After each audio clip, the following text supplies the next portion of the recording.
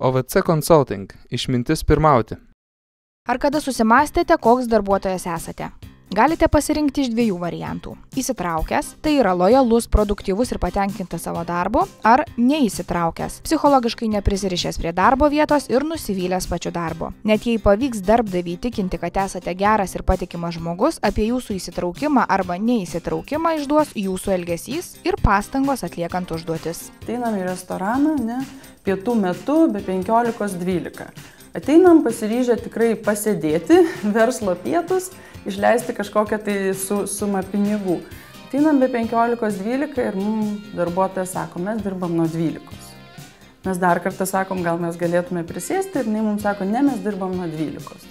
Tai va čia yra pavyzdys neįsitraukusio išties darbuotojo, kur tiek jisai kažką prarado, tiek ir darbdavys prarado iš tikrųjų pinigus, nes klientai apsisuko ir išėjo. Pastaruoju metu įmonės trokšta, kad kuo daugiau jų darbuotojų patektų į pirmą, įsitraukusiųjų kategoriją. Nemažai dėmesio tam skiriama jau per pirmąjį darbo pokalbį. Įmonės neslepia, kad joms naudingi tik įsitraukę darbuotojai, tačiau specialistai ramina, kad toks darbdavio noras darbuotojų neturėtų gąsdinti. Kartais tenka išgirsti tokių nuogastavimų, ar kad darbuotojai įsitraukia, tai reiškia jarė ten kaip nuo 8 iki 8 ar daugiau turi dirbti, bet taip nėra. Kalbam apie įsitraukimą, mes kalbam apie faktiškai 3 dalykus. Tai yra, kaip darbuotojai kalba apie savo organizaciją, tiek pasakoja draugam, tiek paklausti, ar rekomenduotų ten eiti dirbti, jie atsiliepia pozityviai. Taigi kalbėjimas. Antras įsitraukimo dalykas tai yra tiesiog psichologinis toks prisirišimas prie savo organizacijos ir noras joje likti. Tiesiog tenai būti, tenai dirbti. Ir trečias dalykas įsitraukimo aspektas tai yra realios pastangos. Kiek realiai aš noriu dirbti geriau, nebūtinai daugiau, bet geriau. Tyrimų rezultatai rodo, kad tų organizacijų, kuriuose 2/3 darbuotojų yra įsitraukę, finansiniai rodikliai yra 20% geresni nei tų, kuriuose dirba neįsitraukę darbuotojai. Įsitraukę yra produktyvesni, jie tiesiog kokybiškiau leidžia laiką, organizacijai daugiau padaro.